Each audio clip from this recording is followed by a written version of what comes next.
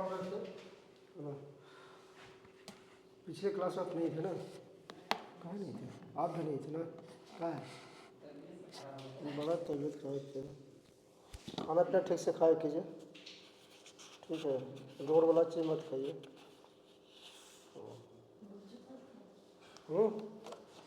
गुपचुप ठंडी के मौसम ऐसे भी गुपचुप नहीं खाना चाहिए, सर्दी खांसी सब पकड़ ले। और पीछे नहीं आई है, उनको बोलिए तो क्या नाम है, क्या बोले, असमृति। आपसे मुलाकात पहली बार होती ना। अच्छा, तो न्यू एडमिशन है कि पहले से एडमिशन था? पहले से एडमिशन था, आप पढ़ने के लिए आए हैं? अच्छा घर, तो हम तो इतना दिन से पढ़ा रहे हैं, तब तो पहली बार आप आए। अच्छा एक दिन मैम की क्लास। अच्छा घर कहाँ होगा?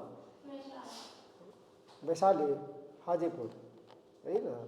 तो दूर तो कुछ ज़्यादा नहीं था, इतना दिन घर पर रहिए तो कैसे पढ़ा लेता होगा बताइए। बैठ जाइए, ठीक है। अब तो कुछ समझ में आएगा, समझ में तो नहीं आएगा ये तो निश्चित है ना, लेकिन कोशिश करिएगा कि समझ जाए कुछ, ठीक है। तो हम लोग पढ़ रहे थे, जो हम लोग पढ़ रहे थे बजट की स्थितियाँ, है ना, difference condition of difference budget of condition.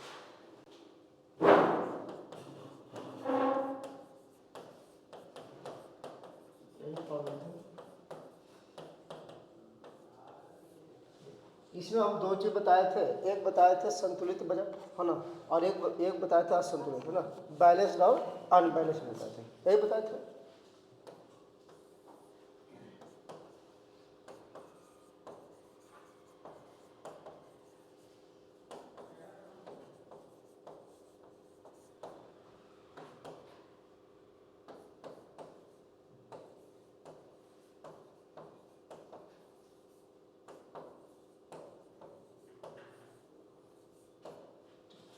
और ये भी बताए थे कि बैलेंस बजट और अनबैलेंस बजट में जो बात हुई थी, उसमें हम किसको कहेंगे बैलेंस बजट और किसको कहेंगे अनबैलेंस बजट, ठीक है। तो बैलेंस बजट में एक परिस्थिति बनता है, जबकि इसमें दो हम लोग देख चुके थे। इसमें ये समझे थे, बैलेंस का मतलब कि जितनी प्राप्ति होती है उतनी आय हो जाना चाहिए, है ना, व्यय हो जाना, खर्च, यानी कि total expenditure equal to total, है ना, रिसिप्ट, जो भी समझिए,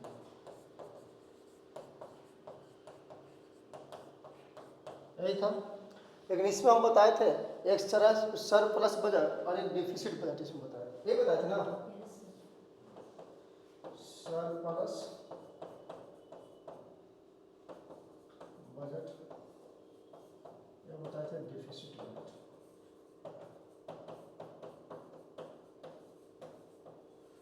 सरप्लस बजट कब होता, रुकिए, सरप्लस बजट आप बताइए पीछे से। हाँ, आप आगे बैठे हैं क्यों नहीं, आप आगे बैठा कीजिए, क्या दिक्कत है, कुछ दिक्कत नहीं। हाँ हाँ क्या बोल रहे हैं, डिमांड डेटर एंड सप्लाई, यही बताए थे आप ही बताइए। हाँ और कम होगा, बिल्कुल ठीक, हाँ ठीक है, समझ गए, है ना।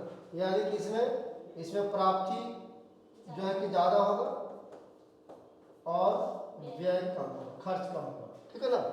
और इसमें क्या था, इसमें था कि आपका व्यय ज़्यादा हो जाएगा, व्यय इज ग्रेटर देन प्राप्ति, नहीं था ना, यही बात था।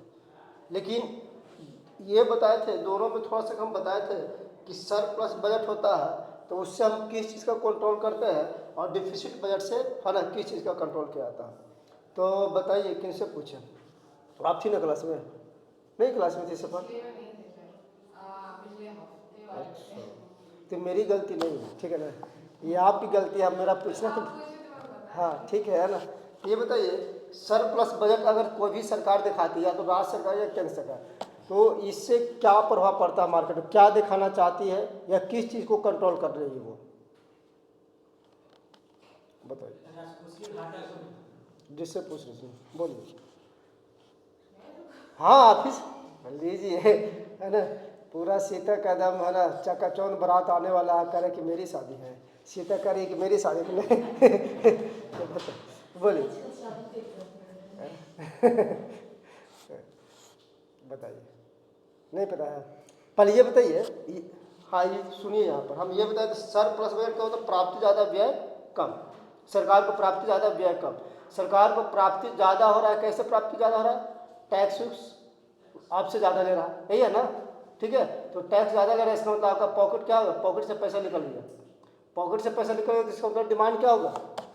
डिमांड अब ज़्यादा कीजिएगा कम कीजिएगा? पॉकेट में पैसा नहीं है तो डिमांड कीजिएगा नहीं ना। सिर्फ बाहर से देखे अच्छा फलना मॉल खुला है, छोड़ो कभी सोच लेगा, और पॉकेट में अच्छा मॉल खुला नहीं ना, जरूर ऑफर होगा, घुस जाइएगा, है ना? जो नहीं लेने का मन होगा ना वो लेके चल आइएगा, भले घर में पसंद आए चाहे नहीं पसंद आए। लेकिन लेडी लोग के देखे हैं घर में, नहीं घर में क्या कहीं पर भी देखे जाएगी ना तो जितना कपड़ा है ना वो सब जो है कि उसमें डालते जाएगी। अब काउंटर पर जाएगी ना तब बिल एक वर्ष आपको बनाएगी कि बताइए तो भैया कितना का है, तब बिल बनाएगा इतना का। उसके बाद उसमें से फिर वहाँ पर छाटना शुरू करेंगे, अच्छा ये हटा दीजिए, ये हटा दीजिए, है ना? धीरे धीरे हटाते हटाते फिर बिल बनाएंगे। अब देखिए तो कितना का हुआ, अभी भी लग रहा है कि 5 रुपया, अच्छा ऐसे करें 1-2 को और फिर हटाएंगे। बेचारा बिल्डिंग वाला परेशान आता है। समझ हम मॉल में हम देखे होंगे कहा है कि नहीं समझा, अरे एक ही बार डिसाइड कर लो कितना कपड़ा लेना है, कितना पैसा नहीं, एकदम ले ना, तो वही चीज़ होता है। तो बजट के साथ इसका मतलब कि आपके पास पॉकेट में पैसा नहीं, डिमांड कम कीजिए। डिमांड कम करने का मतलब क्या होगा आप बताइए, इससे क्या प्रभाव पड़ेगा? हाँ, इन्फ्लेशन कंट्रोल हो जाएगा, है ना? डिमांड नहीं कर पाइएगा, इसका मतलब कि वस्तु का महंगाई क्या हो जाएगा, है ना? महंगा वस्तु क्या कम हो जाएगा। क्लियर? और इन्फ्लेशन जो होता है किससे कारण, उसमें क्या कारण होता है आप ही बताइए? इन्फ्लेशन का कारण, इन्फ्लेशन पढ़िए ना आप, इन्फ्लेशन पढ़िए, हमको पता है ना? बताइए इन्फ्लेशन का कारण क्या होता है, बताइए? नहीं कारण पता है आपको? कुछ पता है इन्फ्लेशन ये सब चीज़ आप ही को नहीं ना? बहुत मुश्किल, आप ही बताइए, आप तो पढ़िए ना, बताइए इन्फ्लेशन का कारण क्या होता है? हाँ डिमांड, अच्छा है, डिमांड कम होता है, चलिए ठीक है, आप स्टॉप कीजिए अब। ठीक है, आप बताइए इन्फ्लेशन। सुने, demand is greater than supply. Demand ज़्यादा होता है सप्लाई का। अब किसी वस्तु का डिमांड ज़्यादा हो रहा है, इसका मतलब कि उस वस्तु है ना महंगा दिखा देगा। अभी लगन आ रहा है ना? लगन ही आ रहा है, लगन तो शुरू हो गया, नवंबर से शुरू हो गया था। हमको मेरा आ रहा है, सबको है ना, सबको 2 दिसंबर को चलना है, ठीक है ना? कार्ड मिल जाएगा, ठीक है? सबको 2 दिसंबर को जाना है, कब से खा पी कर आ जाना है। झूठ नहीं बोलना होगा कि सर गए थे, हम तो पूछ देंगे क्या क्या खाना में था। हम तो पूछ देंगे ना खाना में क्या क्या था, तो झूठ अपने पकड़ा जाएगा। ये था वो था, मालूम चला कि ये तो था ही नहीं, ठीक है? तो है ना, इसका मतलब कि डिमांड ज़्यादा हो जाता है, महंगाई हर एक वस्तु का बढ़ जाता है। क्लियर? और बताइए यहाँ पर बताइए, डेफिसिट बजट में अगर घाटे के बजट दिखा रहा है सरकार तो इसका मतलब क्या हो रहा है? घाटे का बजट अगर दिखा रहा है तो इससे क्या कंट्रोल किया जा रहा है? हाँ आप बताइए, आप ही से पूछ रहे हैं। हाँ रिसेशन कंट्रोल होगा। आप बताइए तो पीछे से आपको बोला क्या होगा? ये सब तो गलत बताइए, आप देखते हैं सही बता रहे हैं कि नहीं बता रहे हैं? रिसेशन देखिए, कुछ भी चीज़ पूछे ना तो आप एक्टिविटी हाथ से मत कीजिएगा, ठीक है ना?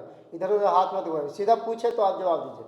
कभी ये खुलाना, कभी आँख खुलाना, कभी ये खुलाना, ना वो सब चीज़ नहीं करें, ठीक है ना? ये सब बैड हैबिट है। क्लियर? नहीं अभी बता दे रहे हैं, बहुत दिन से आपको हम देख रहे हैं, कुछ नहीं आता है तो बताइए, नहीं आता है तो मत बताइए, क्योंकि ये आदत रह जाएगा ना तो फिर आगे चल के फिर दिक्कत होगा, है ना? कभी आएगा देखा देखी करने के लिए, क्या नाम है, तो आप ऐसे खुलाने लगे, है ना? हाँ, कभी ऐसे करने लगी है, कभी ऐसे, है ना? तो फिर दिक्कत हो जाएगा, है ना? तो समझ आए कि है ना, लड़का थोड़ा सा के दिक्कत है, हाँ कॉन्फिडेंस की कमी है, तो वो चीज़ नहीं करना, ठीक है? तो इसका मतलब डिफिसिट बजट इसलिए दिखाया है ना कि अगर बजट है, इसका मतलब कि सरकार खर्च ज़्यादा कर रही है ना? अगर कहा जाए कि अगर सरकार खर्च ज़्यादा कर रही है तो इस देश के लिए फ़ायदेमंद है, इस देश के लिए फ़ायदेमंद है, बशर्ते कि इस देश के लिए खर्चा होना चाहिए। और अपने ऊपर खर्च करेगा तो कहाँ से हो जाएगा, है ना? घोटाला कर दिया, ये कर दिया, वो कर दिया, अपने बाल बच्चों को ना इधर पढ़ा रहा उधर पढ़ा रहा, और इधर का बाल बच्चा सब जो है कि है ना पढ़ने को लगा सोच रहा कि कहाँ जाए पढ़ने के लिए जा रहा है, तो बरसात के टाइम में ऊपर से पूरा पानी गिर रहा है, क्या करेगा, यही सब होता था ना सरकारी। अब तो कुछ सुधार हो गया, अब तो स्कूल बढ़िया फिर भी बन गया है, पहले का स्कूल में यही था, है ना, बेचारा बोरा पे बैठता था, नीचे पानी बरसता वही बोरा ओढ़ लेता था ऐस सच्चाई बताते हैं, तब बेचारा बैठा हुआ ऐसा ही, ठीक ना। अब सच्चाई हम गए हैं ना, ऐसा स्कूल भी गए सरकारी स्कूल में, ऐसा बात नहीं है। ऐसे शुरू से तो प्राइवेट में पढ़े हैं, लेकिन पहले का था सिस्टम ना कि अगर 10th का एग्ज़ाम देना हो चाहे किसी चीज़ का एग्ज़ाम, तो आपको सरकारी स्कूल में एडमिशन होना चाहिए था, प्राइवेट से नहीं होता था, ठीक ना। अब तो CBSE अलग है ना, हम लोग बिहार बोर्ड के स्टूडेंट हैं, तो बिहार बोर्ड का बात अलग था। पहले 5 क्लास का बोर्ड हम दिए हैं, 8 क्लास का बोर्ड दिए हैं, अब तो 10th क्लास का, हाँ 8 क्लास का दिए होंगे, 8 क्लास का बोर्ड दिए थे। 21 साल के बाद तो लगता है समाप्त हो गया, 1 साल 2 साल रहा था, सब समाप्त हो गया। 10 तो है, हाँ वो तो अब अलग हो गया ना, है ना, वो तो अब अलग है, 5 3+3+4 हो गया है ना, वो तो अलग, अगर नियम लगा देता तो ठीक है। तो ठीक है, समझ में आ गया, समझ में आ गया ना ये बात, कुछ समझ में आया आपको कि ये डिफिसिट बजट क्या, सरप्लस बजट क्या है, क्लियर है ना। पहले से राष्ट्रीय था तो सबसे ज़्यादा यही चीज़ समझ में आता। तो चलिए नेक्स्ट ये बताइए, एक हम बताए थे इंफ्रास्ट्रक्चर और एक बताए थे मेंटेनेंस वाला। तो बताइए इंफ्रास्ट्रक्चर पर जो खर्च किया जाता है वो क्या है, इंफ्रास्ट्रक्चर क्या, कौन सा खर्च है, कौन सा खर्च है, आप लोग पीछे से बताइए, फिर आप बताइए। राजस्व व्यय है, आप बताइए, आप बताइए, वो तो थे ही ना। ये मेंटेनेंस पूछ रहे हैं या इंफ्रास्ट्रक्चर? ठीक है ना, हम इंफ्रास्ट्रक्चर की बात कर रहे हैं, क्लियर। आपको कुछ पता है पीछे से, बता सकते हैं कुछ, नहीं, ठीक, नहीं तो लेट मत कीजिए, नहीं है तो नहीं है, घर पर पढ़ा कीजिए, ठीक है ना, कोई बड़ी चीज़ नहीं है। तो कैपिटल एक्सपेंडिचर है ना, और उसके बाद इस पर मेंटेनेंस की बात करेगा तब रेवेन्यू एक्सपेंडिचर, ठीक है, जो बार बार होने वाला खर्च है ना, डे टू डे वाला, क्लियर। चलिए वहीं पर अगर ब्याज कोई तो इंटरेस्ट का भुगतान करेगा तब क्या हो जाएगा, कैपिटल हो जाएगा। इंटरेस्ट का भुगतान करेगा, एक लोन का, हाँ लोन का भुगतान करेगा तब हो जाएगा कैपिटल एक्सपेंडिचर, और जब इंटरेस्ट का करेगा तब हो जाएगा राजस्व, ठीक है, हाँ रेवेन्यू एक्सपेंडिचर, क्लियर। ये सब चीज़ को थोड़ा ध्यान रखिएगा। तो हम लोग कुछ पढ़ लिए थे, तो कुछ चीज़ को लिख लीजिए तो ज़्यादा अच्छा रहेगा। संतुलित बजट ऐसे जो अंग्रेजी वाला है अपने से लिख लीजिएगा, ठीक है ना, कुछ है नहीं, बराबर कर देना उसको। तो संतुलित बजट वाला में लिख लीजिएगा, हिंदी वाला को लिखाना पड़ता, समझे ना, अंग्रेजी वाला को बिना लिखे काम चल जाता है। लिखिए संतुलित बजट, जिस बजट में सरकार की कुल अनुमानित प्राप्तियां, कुल प्राप्ति का मतलब क्या होता है, राजस्व और पूंजीगत प्राप्ति दोनों मिलाकर, है ना। अब आगे हम थोड़ा सा फार्मूला बताएंगे, ये 2 लाइन लिखाने दीजिए, उसके बाद आगे। जिस बजट में सरकार की कुल अनुमानित प्राप्तियां, ब्रैकेट में लिख लीजिएगा राजस्व और पूंजीगत प्राप्तियां, राजस्व और पूंजीगत प्राप्तियां, कुल अनुमानित प्राप्तियां ब्रैकेट में कुल अनुमानित व्यय के बराबर होती है, कुल अनुमानित व्यय के बराबर होती है,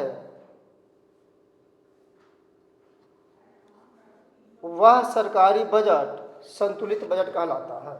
बस total receipt is equal to total है ना expenditure is called, it's called क्या, बैलेंस बजट, बस हो गया। हम लोग को पहले अंग्रेजी आता था, इट्स और दैट और बैलेंस और क्या है ना, पहले बिहार बोल वाला कैसे भी अंग्रेजी बोल रहता है बिहार बोल रहे, हाँ ग्रामर मजबूत रहता। हम लोग को एक सर थे ग्रामर पढ़ाते थे, उनका हैंडराइटिंग पहले समझने में 1 महीना लगता था, हाँ 1 महीना, वो कुछ नहीं समझ कि राम लिखा हुआ कि श्याम लिखा हुआ क्या लिखते थे, कुछ समझ में नहीं आता था। 1 महीना पहले उनका हैंडराइटिंग समझने लगता था, तब उसके बाद उसका स्टूडेंट बनते थे हाँ, उनका कॉपी था, हम दिखा देते रहे, ये नहीं कॉपी, किसी को समझ नहीं आता।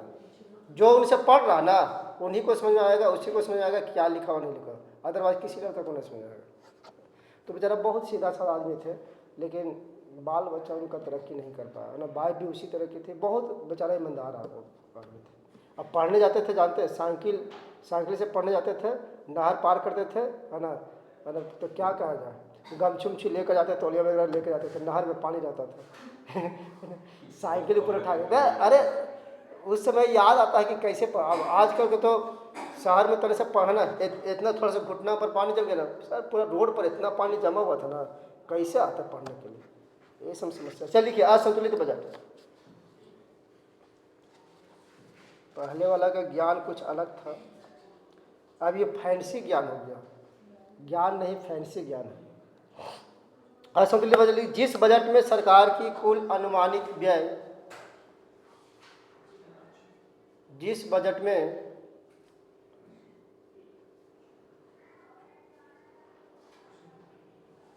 सरकार की कुल अनुमानित व्यय तथा कुल अनुमानित प्राप्तियों में अंतर होता है,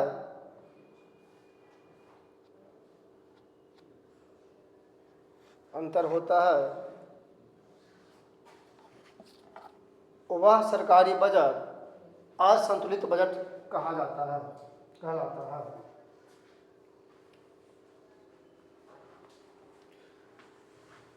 यहाँ पर तीनों एक साथ लिख दीजिएगा, संतुलित बजट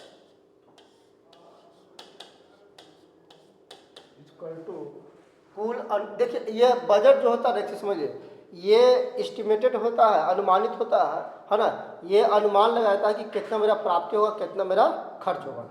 ऐसा नहीं कि पॉकेट में पैसा है, पॉकेट में उसी के हिसाब से कर रहा, नहीं, ये अनुमानित रहता है कि कितना मेरा आने वाला है। क्लियर? तो हमेशा याद रखें ये अनुमानित होता है, एस्टिमेटेड होता है। क्लियर? ठीक है ना। तो इसीलिए कहा जाता है संतुलित बजट इक्वल टू कुल अनुमानित प्राप्तियां इक्वल टू कुल अनुमानित व्यय, है ना, कुल अनुमानित प्राप्तियां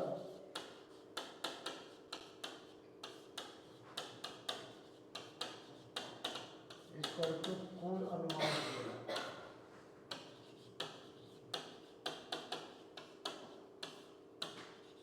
ठीक है। उसके बाद यहाँ पर ये भी लिख सकते हैं बजट अधिक, सरप्लस का मतलब हिंदी होता है अधिक, बजट अधिक, सरप्लस अधिक, इसका मतलब क्या होता है, कुल अनुमानित प्राप्तियां इज ग्रेटर देन कुल अनुमानित व्यय, कुल अनुमानित प्राप्तियां इज ग्रेटर देन कुल अनुमानित व्यय। इसी तरह से बजट घाटा, ठीक है, बजट घाटा तो कुल अनुमानित व्यय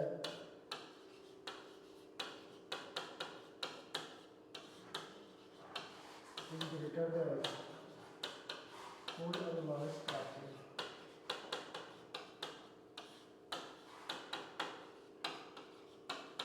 ठीक है। अब यहाँ से प्रश्न अगर आएगा तो छूटना नहीं चाहिए, छूटता है तो गलती आपकी है।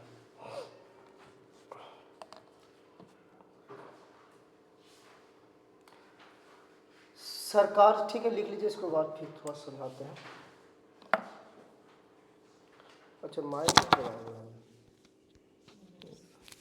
तुम खुल जाते हैं। हाँ, जीरो बजट शून्य बजट बताएंगे क्या है, सबको ही बताएंगे जीरो बजट क्या है, कहाँ है टेंशन ले रहे हैं। बजट कई प्रकार का होता है, ठीक है ना, 12 से 1 में जो चलता है ना, जीरो बजट है, शून्य बजट होता है। उसमें क्या होता है ना, इम्पोर्टेंट चीज़ को ना रखा जाता है, जो प्रश्न काल के समय नहीं रखा जाता वो इम्पोर्टेंट चीज़ को वहाँ पर रखा जाता है। ठीक है, ठीक है। यहाँ पर देखिएगा घाटे का बजट क्यों बनाया, कभी होता है कि सरकार घाटे का बजट, तो घाटे का बजट हम पहले ही बताए कि अगर घाटे का बजट बनाया जाता है तो इससे सही मायने में अगर बनाया जाए घाटे का बजट तो इससे देश के लिए फ़ायदेमंद होगा। फ़ायदेमंद का मतलब क्या, एक तो रिसेशन आपको कंट्रोल हो रहा है ना, रिसेशन कंट्रोल होगा। दूसरी बात कि जब रिसेशन कंट्रोल होगा तो आप देखिएगा कि इस समय घाटे का बजट का मतलब कि रोजगार की वृद्धि भी हो रहा, नहीं होगा, होगा ना। सरकार काम करवाएगी, बिल्डिंग बनाएगी, रोड बनवाएगी तो उसमें लोगों को लगाएगा कि नहीं लगाएगा, रोजगार मिलेगा ना।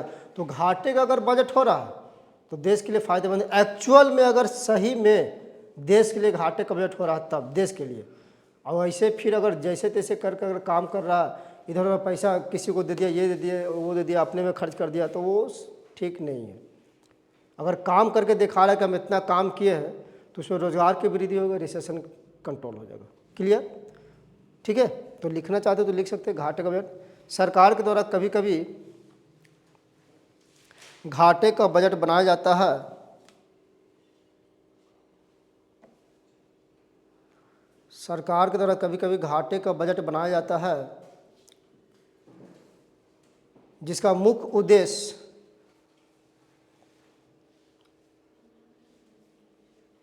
घाटे का बजट बनाया जाता है जिसका मुख्य उद्देश्य अर्थव्यवस्था में मुद्रा की तरलता को बढ़ाना, मतलब कि लिक्विडिटी को बढ़ाना।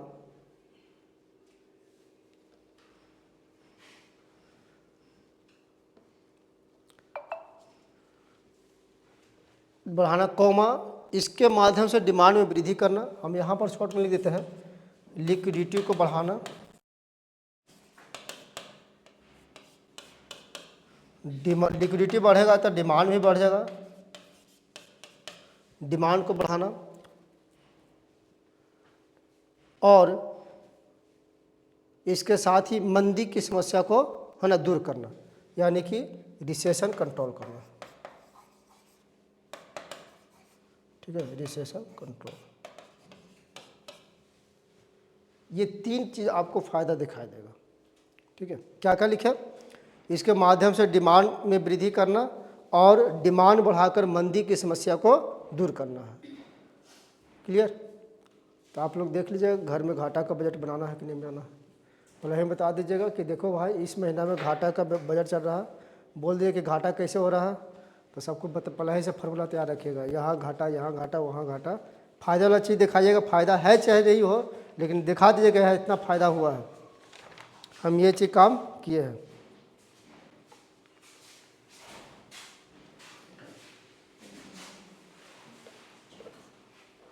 कहाँ से आ रहे हैं आप, घर से, गांव से कि पटना से? पढ़ने के लिए आए ना? कितना बजे क्लास था? हाँ, लेट हो गया। पूजा कर रहे थे। आज कौन सा दिन है जी? अच्छा मंगलवार है। तब पूजा कर रहे कि नहीं कर रहे कैसे सबको पता लगेगा? है तब मतलब कि उसका कुछ है ना दिखना चाहिए कि हाँ हम पूजा करके आ रहे हैं। टीका लग रहे नहीं, सबको मिठाई जब तक नहीं बटेगा हाथ में तो कैसे पता लगेगा? है ना, तब रहता कि हाँ सही में आप पूजा करके आ रहे हैं, बताइए। तब ये नहीं कि उधर से आए तो सावक के जी लड्डू लेके आया कम से कम, बढ़िया वाला। चलिए अच्छी बात है, पूजा करना चाहिए, लेकिन पूजा करना था तो और पहले निकल जाते। तो हम लोग ये कहे, एक किन साहब थे, तो किन साहब ये कहते हैं, थोड़ा सा समझ लीजिए, मतलब कि इस अर्थव्यवस्था में कहने का मतलब ये हुआ कि व्यय ज़्यादा और प्राप्ति कम, यही ना, यानी कि प्राप्ति जो हो रहा और व्यय खर्च, ये घाटे में बैठे, यानी कि प्राप्ति है ना, ये से तीर का निशान देते हैं, तो प्राप्ति और व्यय ज़्यादा है, ये घाटे का बजट हो गया, ठीक है। तो किन साहब यही कहते हैं कि मंदी की समस्या को दूर करने के लिए सार्वजनिक व्यय में वृद्धि करना चाहिए, यानी कि घाटे का बजट बनाना चाहिए, ये किन साहब भी कहते हैं, है ना। तो किन्स कभी कभी किन्स के बारे में पूछ देगा वो चीज़, ठीक है, कि किन्स कौन कहा था कि मतलब कि ये मंदी की समस्या को दूर करने के लिए घाटे का बजट बनाना चाहिए या सार्वजनिक व्यय में क्या करना, वृद्धि करना चाहिए। तो कौन कहा था? किन्स कहा था। तो एक बार लिख लीजिए, मंदी की समस्या को दूर करने के लिए सार्वजनिक व्यय में वृद्धि करनी चाहिए। मंदी की समस्या को दूर करने के लिए रिसेशन की समस्या को दूर करने के लिए सार्वजनिक व्यय में वृद्धि करनी चाहिए। ये शब्द कौन बोला था? तो किन्स साहब बोले थे।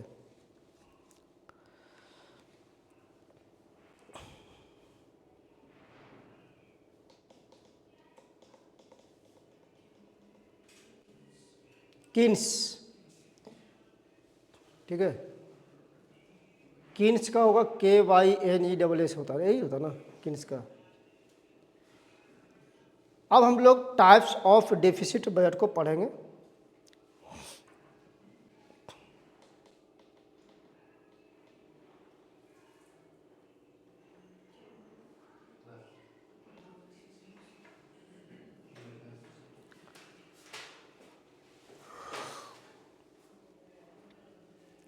ठीक है, समझ में आ रहा है कि नहीं आ रहा है? इतना तक समझ आ रहा है ना? कोई दिक्कत समझ में अगर यहाँ नहीं आएगा ना तो कहीं नहीं आएगा।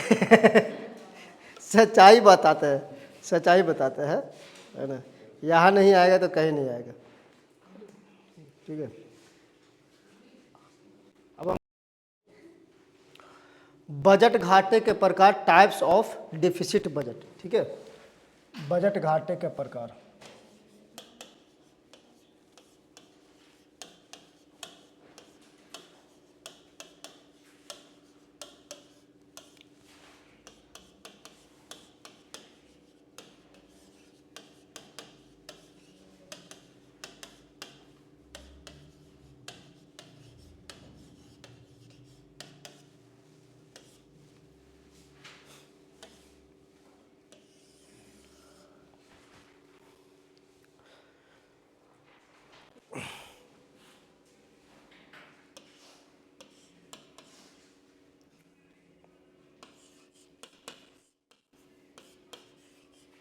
एक का नाम है बजट घाटा, जिसको हम लोग कहते हैं, है ना, बजट डिफिसिट।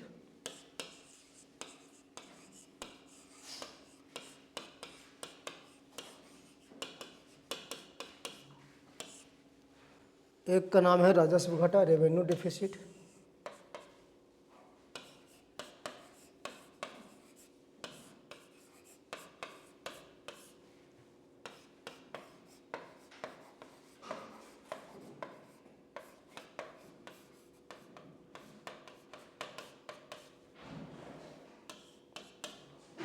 एक का नाम है पूंजीगत घाटा, कैपिटल डिफिसिट।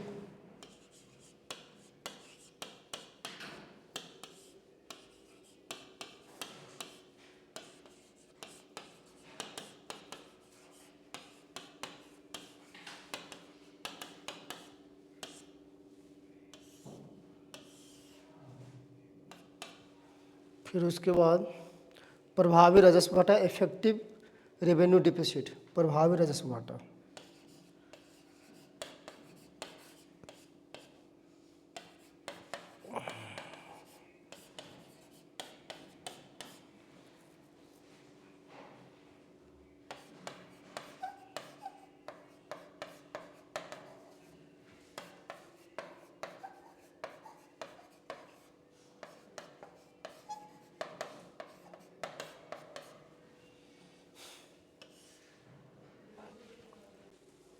राजकोषीय घाटा, फिजिकल डिफिसिट।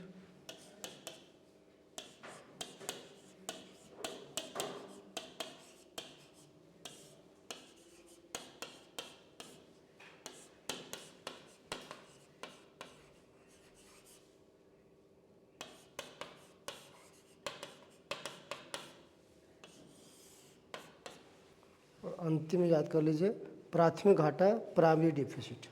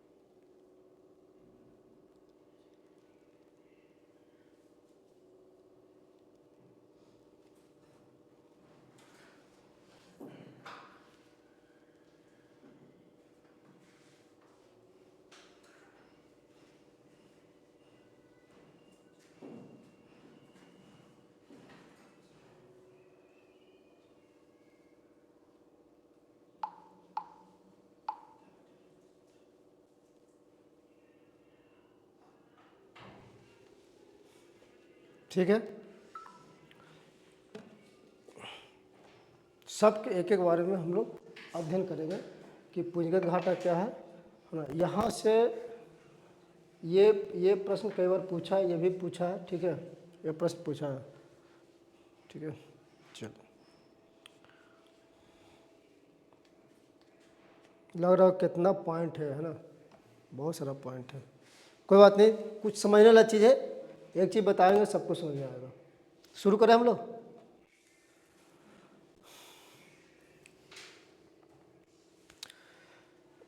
देखिए, घाटा का मतलब होता है व्यय माइनस प्राप्ति, यही होता है ना। शुरू से बताएंगे, ठीक है, नीचे से ऊपर, ऊपर से नीचे तक आएगा, पूरा एक फार्मूला बनेगा, ठीक है। तो हम एक ही लैंग्वेज में लिखते हैं, हिंदी में लिख देते हैं, आप लोग बस इंग्लिश बता ही दिए हैं, कोई दिक्कत है नहीं। तो बजट घाटा तो बस ज़्यादा हो गया,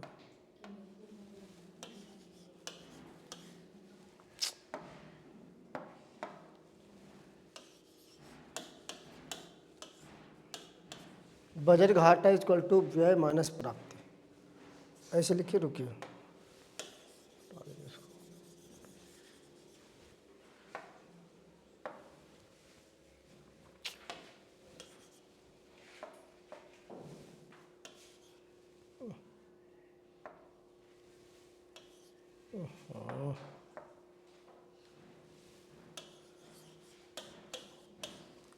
घाटा इज इक्वल टू व्यय माइनस प्राप्ति, इसको इस इक्वेशन फर्स्ट मान लेते हैं, ठीक है, समीकरण फर्स्ट इसको मान लेते हैं।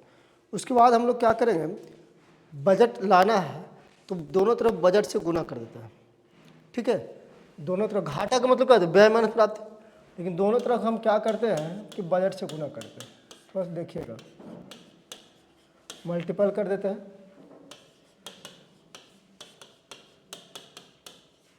इक्वेशन बना रहे हैं, क्या होगा, तो दोनों तरफ करेंगे बजट से गुना, यानी कि बजट घाटा है ना, इधर हो जाएगा बजट व्यय, बजट व्यय माइनस बजट प्राप्ति।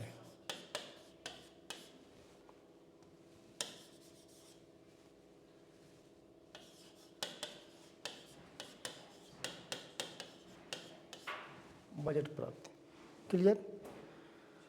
और यहाँ पर बजट घाटा जो होता है दो प्रकार का आपको देखने को मिलेगा, एक राजस्व घाटा होता है, एक पूंजीगत घाटा होता है, दो होता है ना, रेवेन्यू डिफिसिट और कैपिटल डिफिसिट। तो बजट घाटा यहाँ पर देखिएगा देखने को मिलेगा, यानी टोटल बजट घाटा कह सकते हैं राजस्व घाटा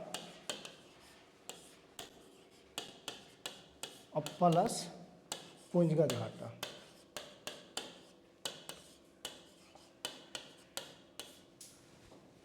क्लियर, ठीक है।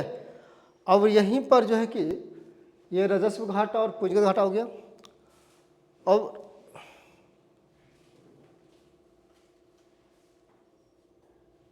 एक मिनट रुकिए, थोड़ा सा व्यय माइनस प्राप्ति करने के। दूसरा चीज़ हम लोग यहाँ पर देखते हैं, ठीक है। एक चीज़ और देखिएगा, ये बजट से गुना किए तो बजट घाटा, बजट व्यय माइनस बजट प्राप्ति हो गया। उसी तरह से क्या करते हैं कि एक बार दोनों में क्या करें, राजस्व से गुना करेंगे और एक बार पूंजीगत से गुना करेंगे, है ना, रेवेन्यू से गुना करेंगे। तो अगर राजस्व से गुना करेंगे तो अब देखते हैं कि समीकरण एक में, यानी कि इक्वेशन एक में एक बार पूंजीगत से कर देते हैं गुना, यानी कि पूंजीगत से गुना करने पर पूंजीगत से गुना करने पर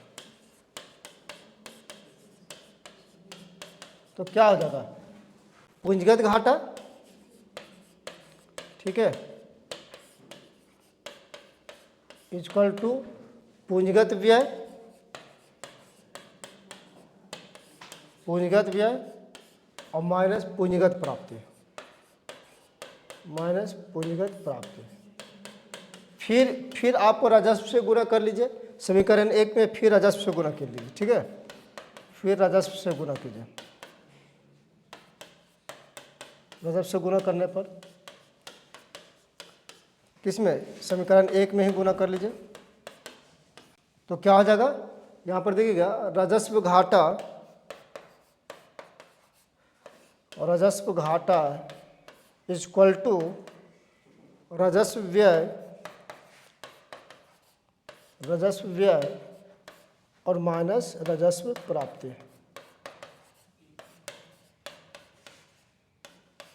क्लियर। अब यहाँ पर देखिएगा राजस्व घाटा का हम फार्मूला निकाल दिए, पूंजीगत घाटा का फार्मूला निकाल दिए। अभी दोनों को क्या करेंगे, हम इसमें रख देंगे, ठीक है ना। पहले तो उतार लीजिए, उसके बाद इसको हम लोग इक्वेशन दूसरा दे देंगे, इक्वेशन नंबर 2, ठीक है। पहले इतना उतारिए, उसके बाद समझिए।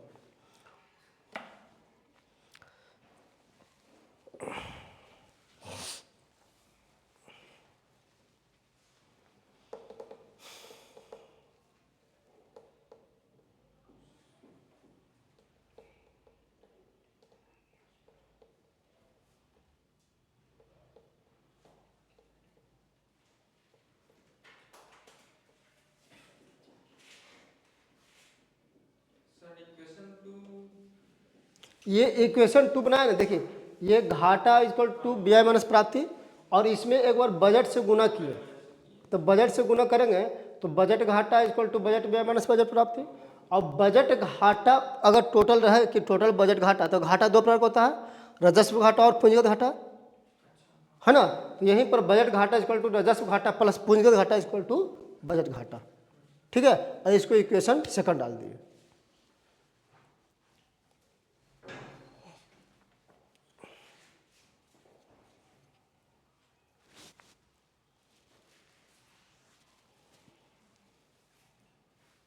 दिक्कत होगा तो बोल दीजिएगा, दिक्कत है बोलिए, बोलिए हमसे, कहाँ पर दिक्कत है बोलिए। ये ना, हाँ कैपिटल डिफिसिट, ये रेवेन्यू डिफिसिट, ठीक है। और ये हो गया पूरा का पूरा बजट घाटा बजट डिफिसिट।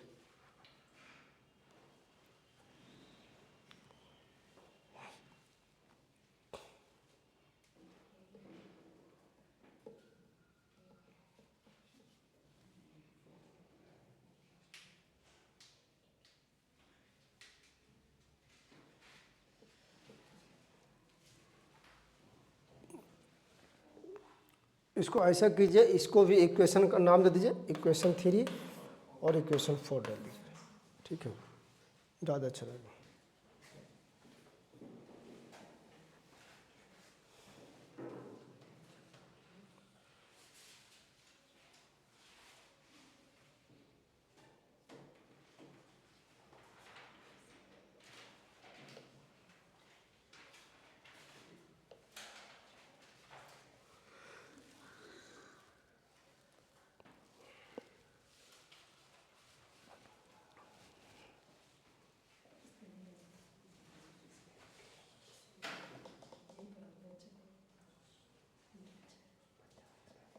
हो गया,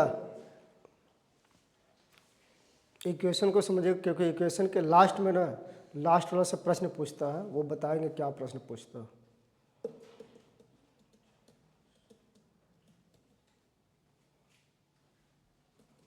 पहले इकोनॉमिक्स का कोई कोचिंग में पढ़ाई नहीं होता था, नहीं पहला कोचिंग नहीं है, नहीं पढ़ाई होने के पीछे कारण था ना, वैल्यू इसको नहीं देता था कि क्वेश्चन नहीं पूछता था, सच्चाई यही है। तो नहीं रहता था काम, अब तो इसके बिना काम नहीं चलेगा, 20 प्रश्न से कम नहीं पूछता। और ऐसा ऐसा क्वेश्चन पूछता है ना कि अगर डीपली नहीं पढ़ा है तो कुछ भी आमूल समझ में नहीं आएगा। वो सिंपल में नहीं पूछेगा कि मुद्रास्फीति क्या है ना, वो ऐसे ना घुमा फिरा के जैसे बताया ना, वैसे घुमा फिरा के ना पूछेगा। और ये ऐसा चीज़ है कि जब तक दिमाग नहीं लगाएंगे जब तक होगा नहीं।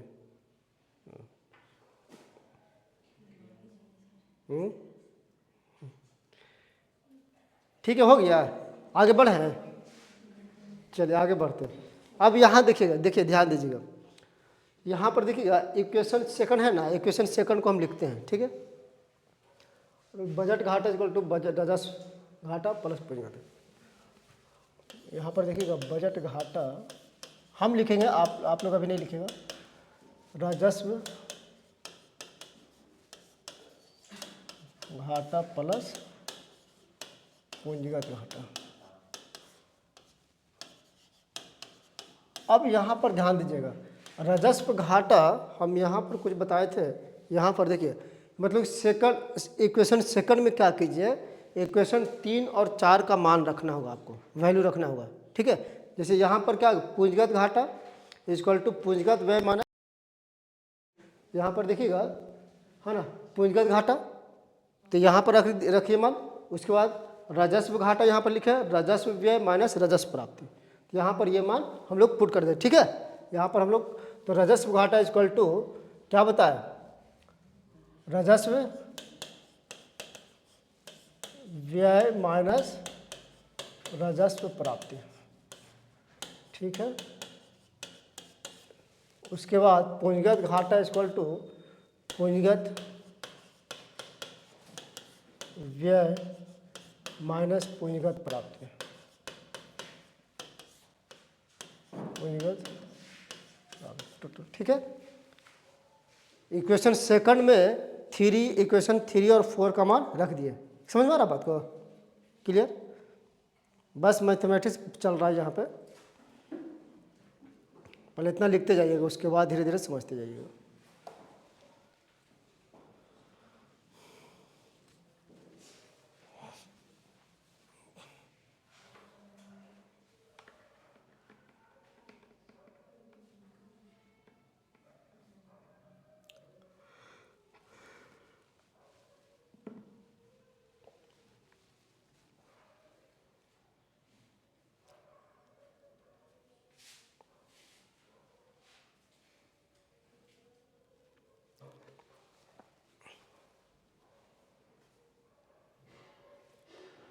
अब यहाँ पर थोड़ा सा ध्यान दीजिएगा, हम क्या करते हैं ना, राजस्व घाटा और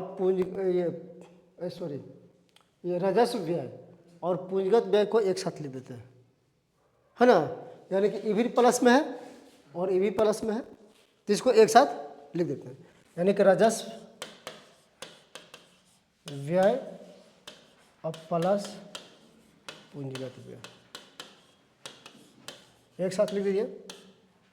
उसके बाद माइनस है, ठीक है, माइनस कर देते हैं। उसके बाद पूंजीगत प्राप्ति, पूंजीगत प्राप्ति अब पता होना चाहिए, यहाँ पर प्लस होगा, राजस्व प्राप्ति। चलिए राजस्व इधर लिख देते हैं, कोई बात नहीं, आप लोग लिख लीजिएगा। पहले राजस्व प्राप्ति, उसके बाद लिखिएगा पूंजीगत प्राप्ति, ठीक है, राजस्व प्राप्ति।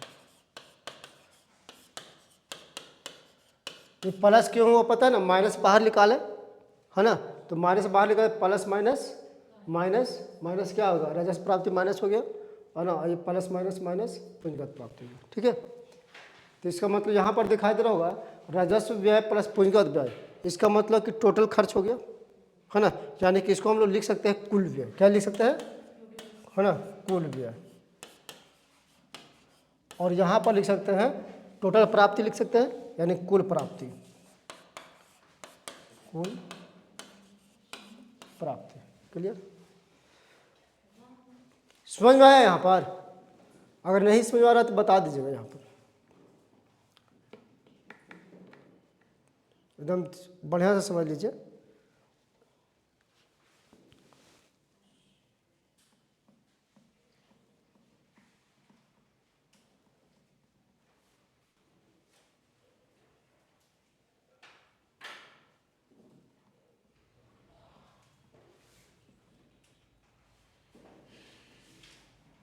ठीक है, समझ आ रहा?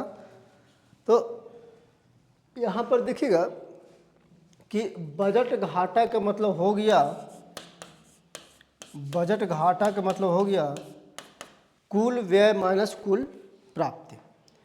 अब यहाँ पर हम देख लेते हैं कि इसका मतलब कि कुछ भी ले लीजिए, यहाँ पर कोई भी हम ले लेते हैं कि 22 करोड़ खर्च हुआ और 20 करोड़ है ना, या 20,000 करोड़ जो है कि प्राप्ति हुआ था सरकार को, ठीक है ना।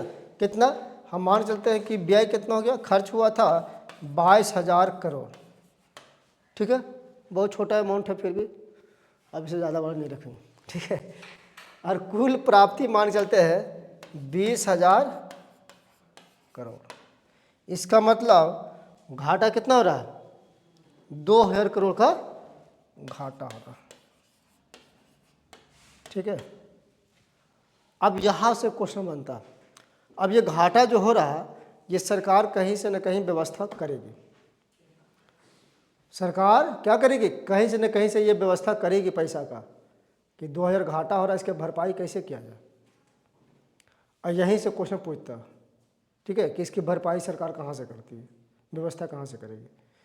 तो लास्ट में लिख लीजिएगा, इसकी भरपाई जो करता है, या सुन लीजिए पहले, इससे क्या करता है, जो 2,000 घाटा हो रहा है, अब ये सरकार कहेगी किसके पास जाएगी, डायरेक्ट आरबीआई के पास पहुँचेगी।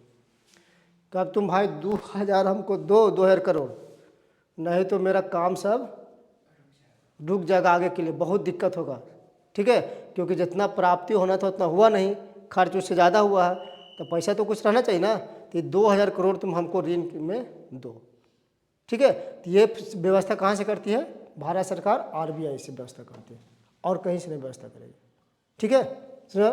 तो यही पॉइंट पूछता है, तो लिख लीजिए, ये पहले लिख लीजिएगा, उसके बाद आप लोग लिखिएगा, ये पहले उतार लीजिए इतना तक।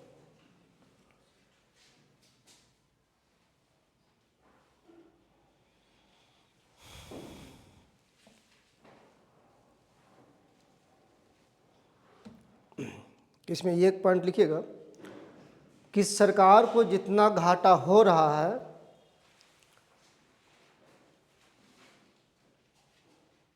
उसे आरबीआई से ऋण लेकर पूरा करता है। बस एक ही पॉइंट लिखिए, सरकार को जितना घाटा हो रहा है उसे आरबीआई से ऋण लेकर पूरा करता है।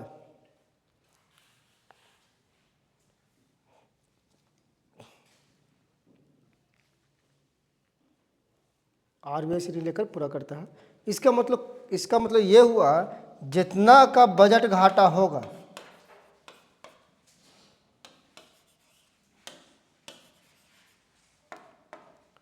बजट घाटा होगा, तो बजट घाटा इक्वल टू आरबीआई से ऋण, है ना। हाँ, आरबीआई से ऋण, जितना घाटा होगा उतना जो है कि आरबीआई से वो ऋण लेगा, और आरबीआई से ऋण यहाँ पर कितना लेगा, 2,000 करोड़, उससे ज़्यादा आरबीआई देगा भी नहीं। और यहाँ पर एगो ब्रैकेट में लिख भी लीजिएगा, यह सिर्फ सरकार आरबीआई से ही ले सकती है, ठीक है, यह ऋण सिर्फ आरबीआई से ही ले सकती है।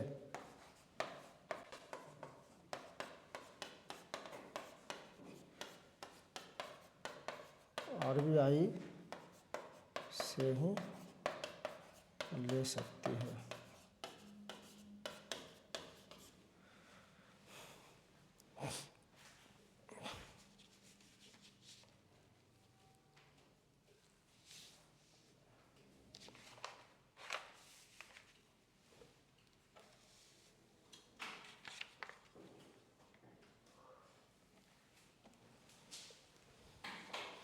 तो बजट घाटा के बारे में थोड़ा सा लिख लीजिए, थोड़ा सा डिफिनेशन लिखा देते हैं।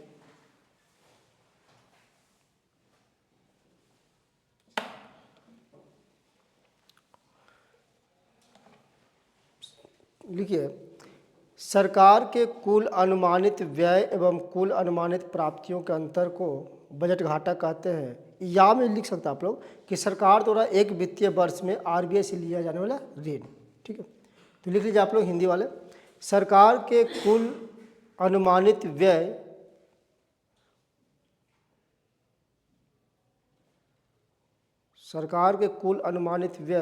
एवं कुल अनुमानित प्राप्तियां के अंतर को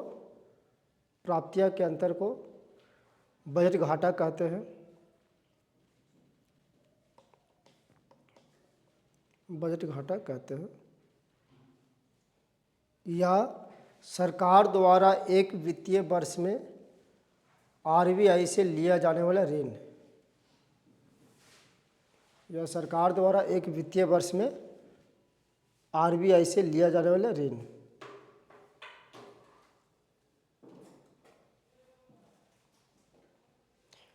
और जब कोई ऋण लेगा तो क्या था, उसके ऊपर का लायबिलिटी हो जाती है ना, देता होता। अब हम लोग पढ़ लिए ये चीज़।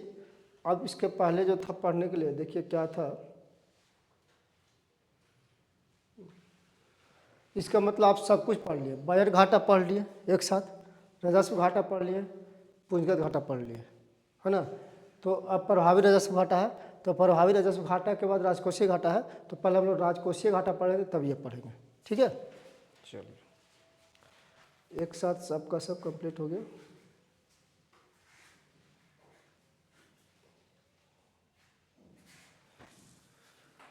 फिजिकल डिफिसिट, राजकोषीय घाटा।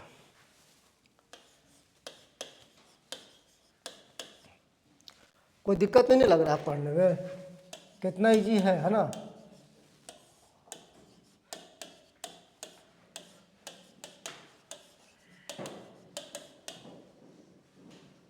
ओहो,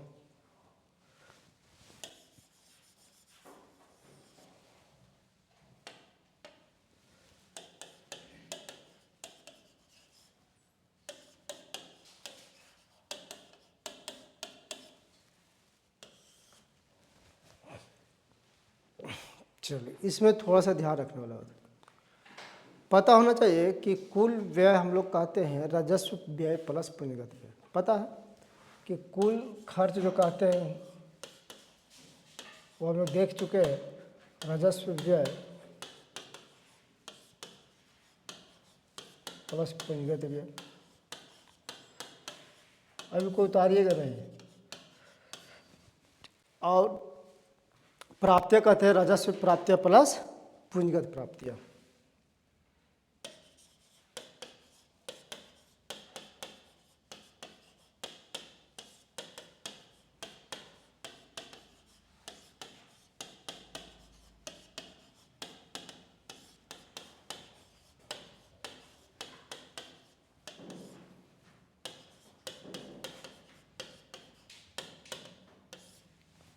पूंजीगत प्राप्ति। लेकिन राजकोषीय घाटा का जो फॉर्मूला होता है कुल व्यय माइनस, सब वही होगा, कुल व्यय माइनस कुल प्राप्ति। तो भाई घाटा और बजट घाटा और इसमें क्या अंतर है, बात तो है ना, बनता है कि दोनों में इसको पढ़ने की जरूरत क्या है, पढ़ने की जरूरत है। तो राजकोषीय घाटा इक्वल टू कुल व्यय माइनस कुल प्राप्ति।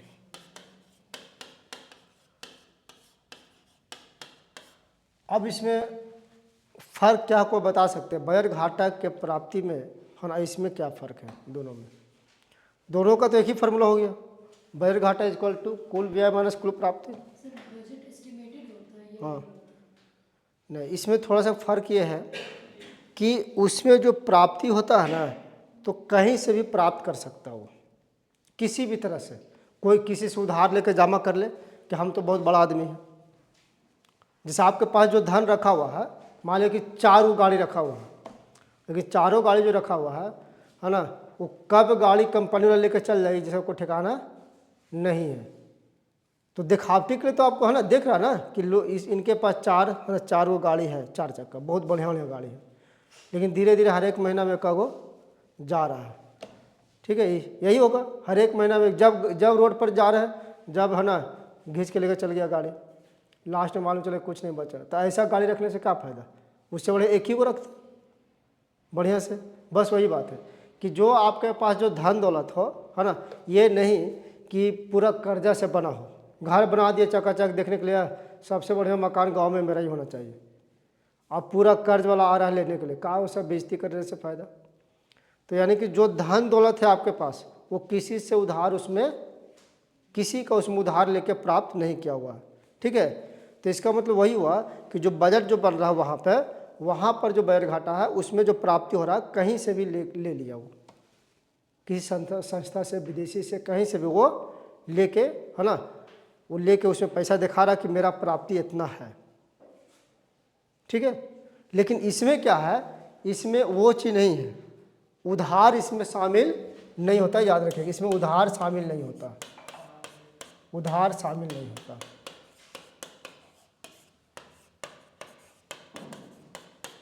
यानी कि उधार शामिल नहीं होने का मतलब क्या, कि अपने देश के अंदर जो प्राप्त हो जाए, जैसे प्राप्त हो जाए, बिना उधार लिए हुए, टैक्स से प्राप्त हो जाए, डिसइन्वेस्टमेंट से प्राप्त हो जाए, मतलब कि लायबिलिटी नहीं है कि जो पैसा मेरे पास हो किसी को देना भी है, समझा।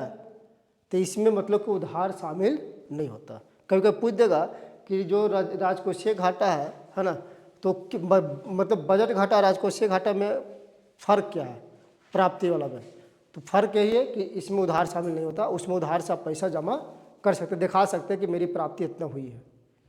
कोई कन्फ्यूजन, किसी को दिक्कत तो पूछ लीजिए एक बार, नहीं ना, बोलिए, ठीक है। तो इसका मतलब जो वहाँ पर 2000 दिखाए थे, यहीं पर हम दिखाते हैं कि जो यहाँ पर 22,000 करोड़ रुपया खर्च हुआ था और प्राप्ति कितना हुआ था वहाँ पर 20,000 करोड़, तो यहाँ पर कितना हो गया 2,000 करोड़ की बजट घाटा। ये बजट घाटा जो दिखाई दे रहा है 2,000 करोड़, ये एक्चुअल में बजट घाटा है, ठीक है ना, एक्चुअल में बजट घाटा 2,000 करोड़ का है। लेकिन वहाँ पर जो 2,000 करोड़ दिखा रहे थे घाटा, इसका मतलब 2,000 नहीं, ज़्यादा था। कैसे कि हो सकता है जो प्राप्ति किए होंगे कहीं से उधार लेके प्राप्ति किए होंगे, दिखा दिए कि मेरे पास इतना प्राप्ति है, ठीक है, तो इसको दिखा दिए कि मेरे पास इतना ही घाटा है। लेकिन आगे चल के मालूम चला कि अरे जो दिखा रहा था घाटा उसमें तो बहुत सारा है, फलना को देना है, चिलना को देना है, क्योंकि प्राप्ति वाला भी उसमें इंक्लूड था। लेकिन इसमें ये निश्चित है कि 2,000 करोड़ दिखा रहा है, तो 2,000 करोड़ ही इसमें क्या है, घाटा है। क्लियर, इसमें कोई भी उधार शामिल नहीं है, तो यही 2,000 का व्यवस्था करना पड़ेगा। लेकिन वहाँ तो आरबीआई से 2,000 करोड़ लिया है, वो 2,000 करोड़ तो लिया है, लेकिन और प्राप्ति भी तो उसमें शामिल है, बहुत सारा उसमें चीज़ आपको दिखाई देगा, ठीक है। तो यही चीज़ थोड़ा सा ध्यान होगा, तो लिखना होगा तो लिख लीजिएगा। थोड़ा सा यहाँ पर हम लिख देते हैं कुल व्यय, यहाँ पर एक और फॉर्मूला हम लिख देते हैं, कुल व्यय माइनस ऋण भिन्न कुल प्राप्ति। ऋण भिन्न का मतलब बताते हैं क्या होता है, ऋण भिन्न कुल प्राप्ति, मतलब सिर्फ ऋण के द्वारा ही, है ना, ऋण के अलावा, है ना, यानी कि ऋण को छोड़कर जो प्राप्त होता है यहाँ पर ये शामिल होता है, ठीक है। इसलिए लिखे ऋण भिन्न कुल प्राप्ति, ऋण को छोड़कर वो किसमें, राजकोषीय घाटा में प्राप्ति होता है।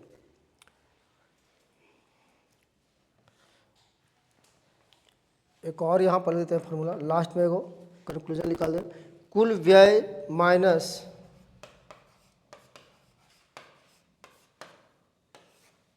करते हैं राजस्व प्राप्ति प्लस ऋण भिन्न पूंजीगत प्राप्ति है।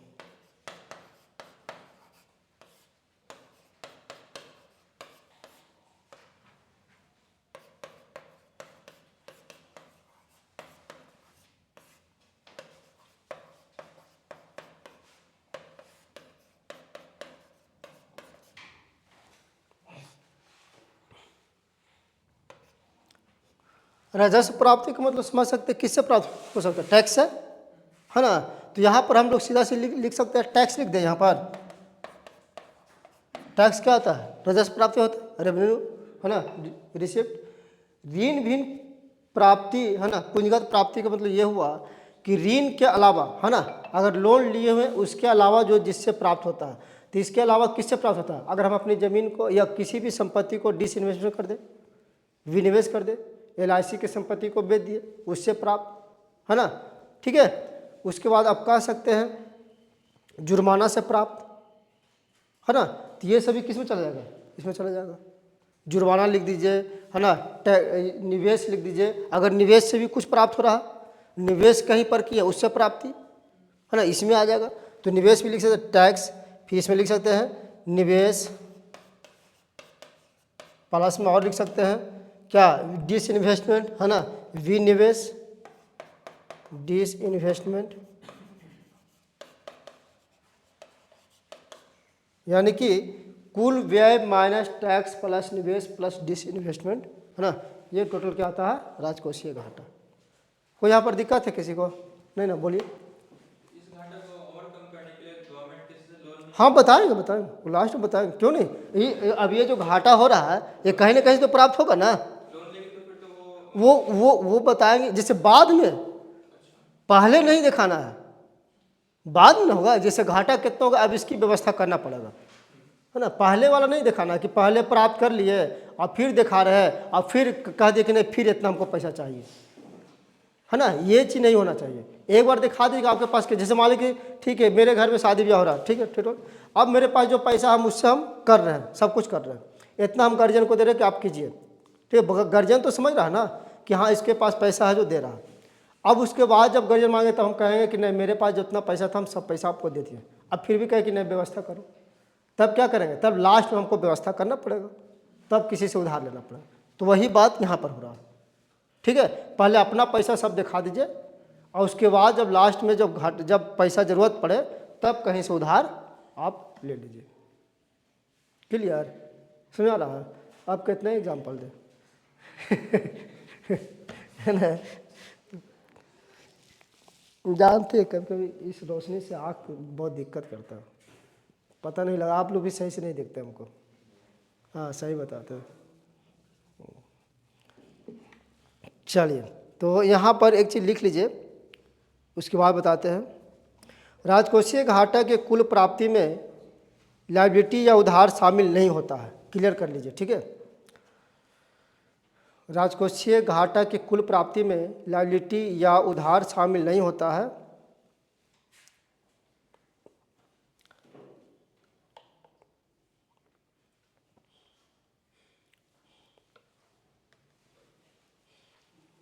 यानी राजकोषीय घाटा में सिर्फ कर और, हाँ यानी फिर से बोल दे, लिखिए, राजकोषीय घाटा के कुल प्राप्ति में लायबिलिटी या उधार शामिल नहीं होता है, उधार शामिल नहीं होता है। यानी राजकोषीय घाटा में सिर्फ कर मतलब टैक्स और अन्य राजस्व प्राप्तियां अदर रेवेन्यू रिसिप्ट को ही शामिल किया जाता है, अन्य राजस्व प्राप्तियां को ही शामिल किया जाता है। अन्य राजस्व प्राप्तियां का मतलब यही निवेश डिसइन्वेस्टमेंट वगैरह है ना, शामिल किया जाता है।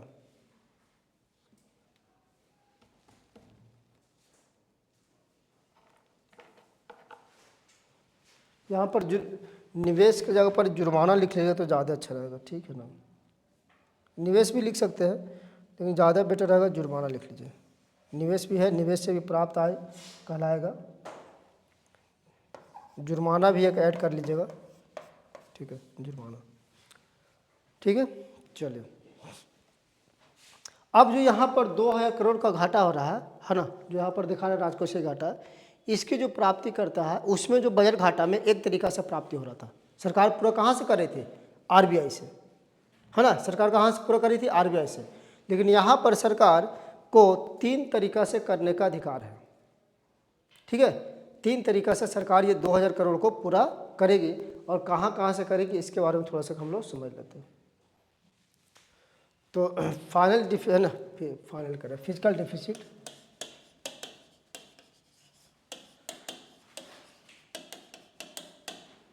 जो 2000 करोड़ है इसको सरकार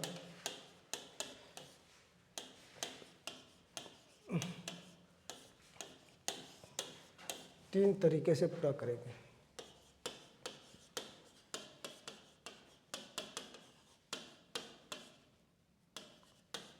करेगी तो कहाँ से करेगा ये?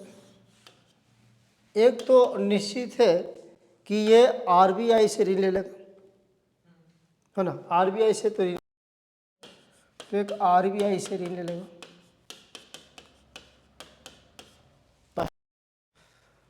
दूसरा ये कि क्या करेगा, घरेलू बाजार से ऋण ले लेगा। एक तो आरबीआई संस्था होगी, घरेलू बाजार से ऋण ले लेगा। घरेलू बाजार के मतलब कि आरबीआई के अलावा और कहीं से, ठीक है। तो आरबीआई के अलावा और कहीं से बताते हैं कहाँ से हो सकता है। तो क्या घरेलू बाजार से ऋण,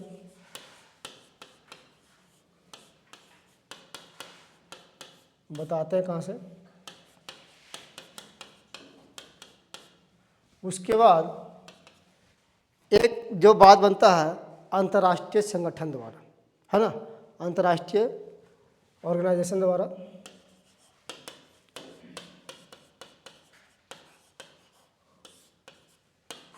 संगठन से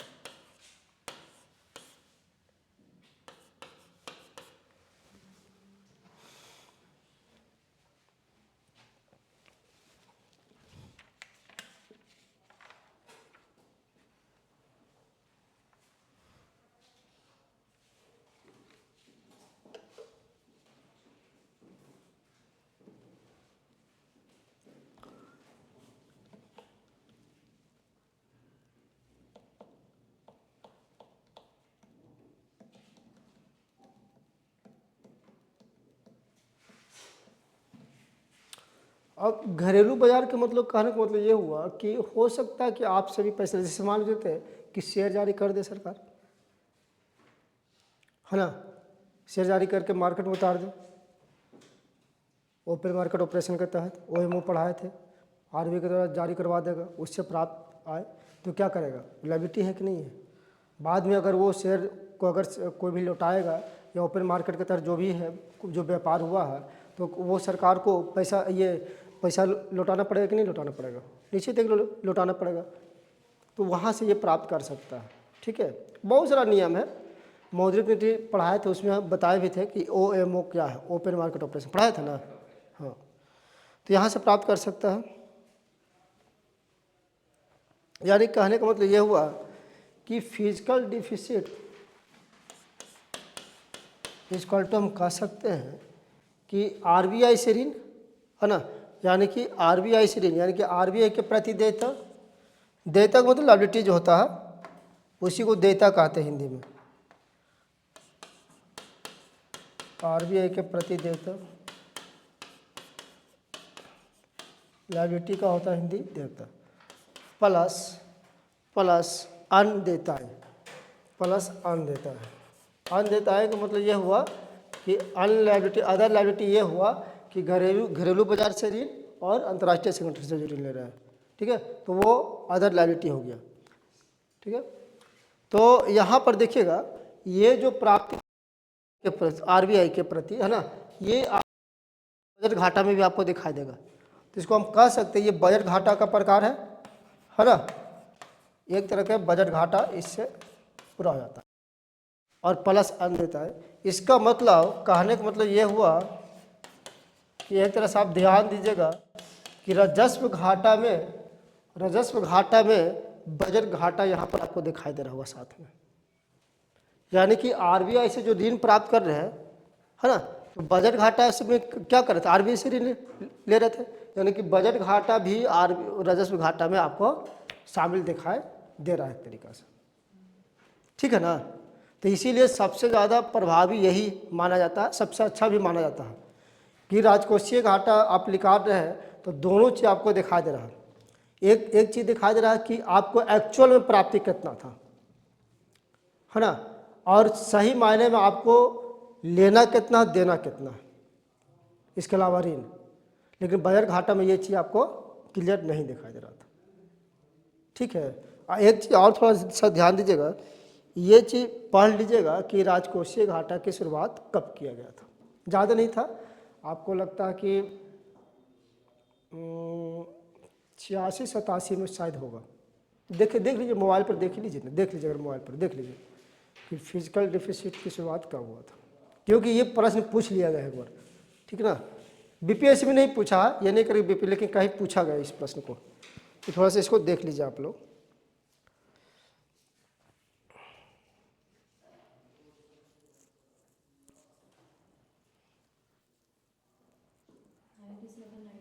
$97-98 है, चलिए ठीक, हमको 87 याद था। तो ये चीज़ थोड़ा सा ध्यान रखें ना, ज़्यादा दिन हुआ भी नहीं है, ज़्यादा दिन नहीं हुआ, लेकिन बहुत बढ़िया था और इसी को ऑथेंटिक माना भी जाता है। चलिए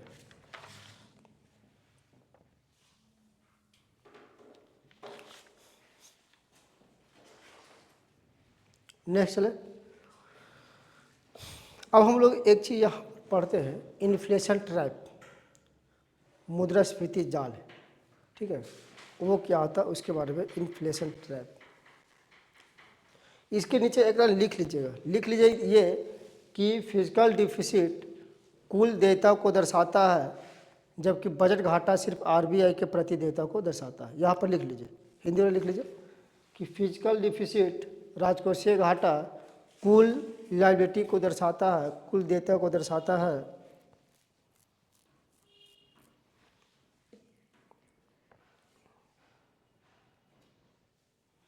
जबकि बजट घाटा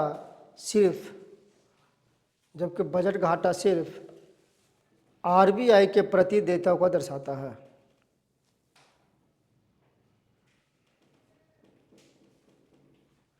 बजट घाटा सिर्फ आरबीआई के प्रति देयता को दर्शाता है।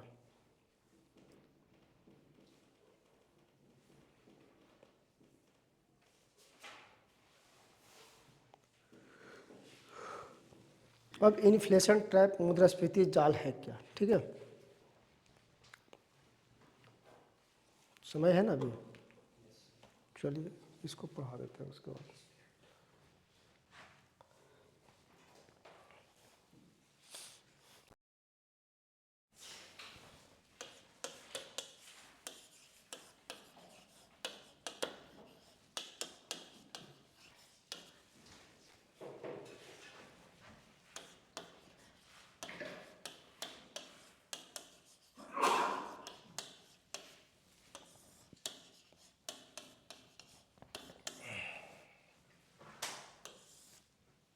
चल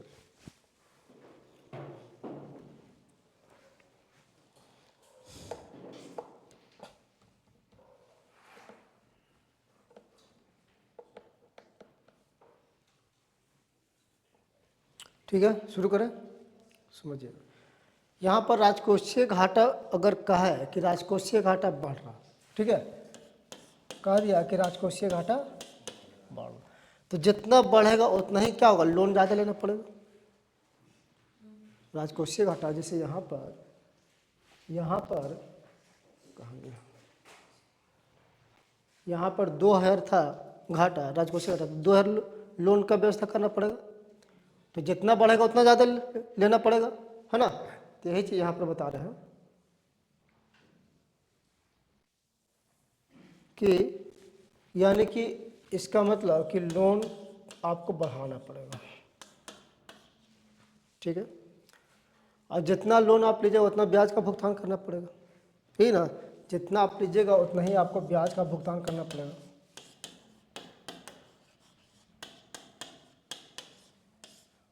और ब्याज का भुगतान उतना ही करना पड़ेगा, ब्याज का भुगतान करना पड़ेगा, इसका मतलब कि ब्याज का भुगतान क्या होता है बताइए, ब्याज भुगतान राजस्वीय होता है ना, ब्याज का भुगतान इसका मतलब राजस्वीय, तो इसका मतलब जितना ब्याज का भुगतान कर रहे हैं उतना ही क्या रहा है, आपका राजस्वीय बढ़ रहा है ना।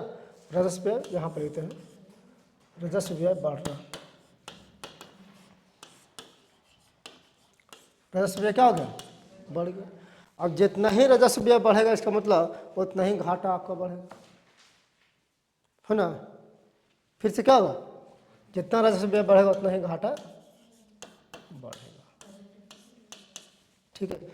और उतना ही जब, इसका मतलब कि फिर से क्या होगा, फिर फिजिकल डिफिसिट फिर बढ़ना, उतना ही आपको ये भी बढ़ना शुरू होगा।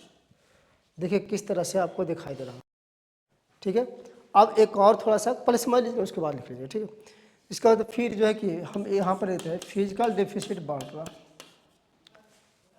इसका मतलब लोन आपका बढ़ रहा, ठीक है। लोन बढ़ने का मतलब यहाँ पर ब्याज का भुगतान बढ़ना, इसका मतलब कि सार्वजनिक व्यय कर रहे हैं, खर्च कर रहे हैं, है ना, सार्वजनिक व्यय कर रहे हैं,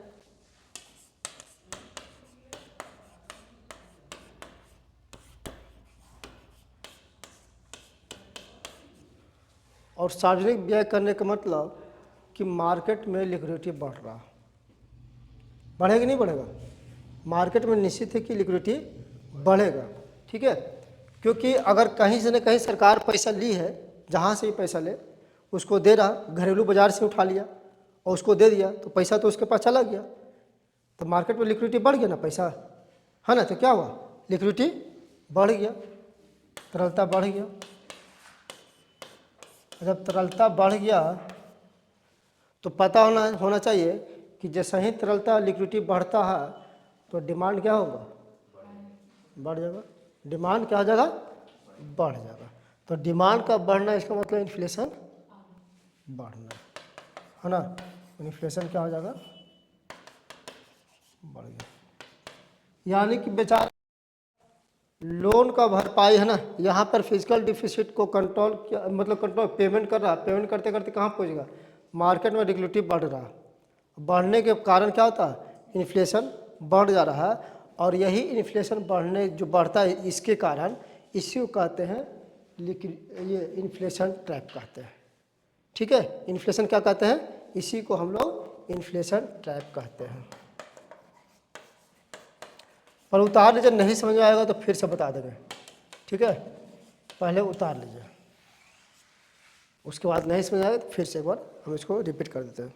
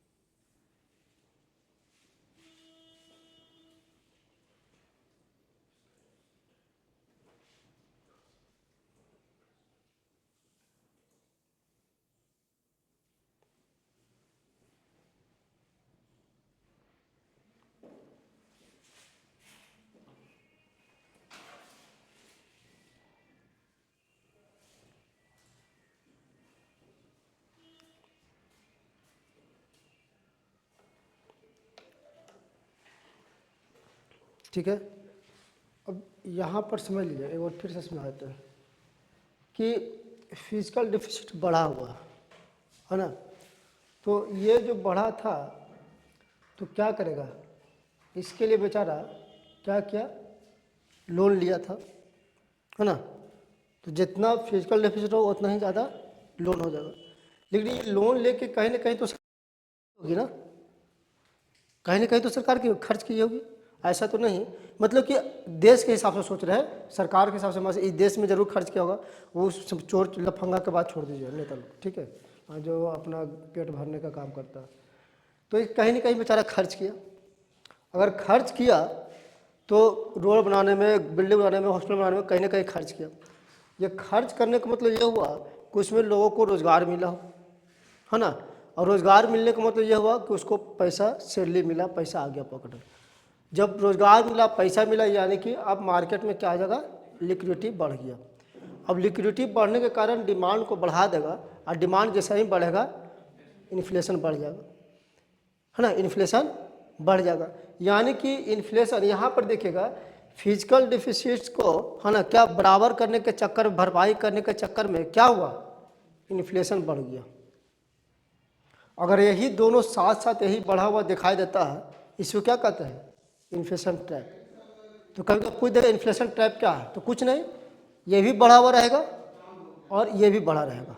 अगर दोनों साथ साथ रहे तो क्या कहलाएगा, इन्फ्लेशन ट्रैप। ठीक है, समझा गया? अब कोई दिक्कत नहीं होना चाहिए।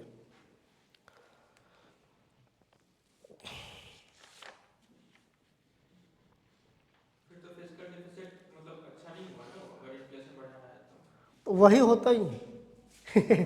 फिर कंट्रोल किया जाएगा, है ना? फिर क्या करेगा, फिर जो है कि सरकार क्या करेगी, अब मतलब सरप्लस बजट दिखाना पड़ेगा उसको। फिर लाभ है, पैसा टैक्स लाओ जल्दी घर में।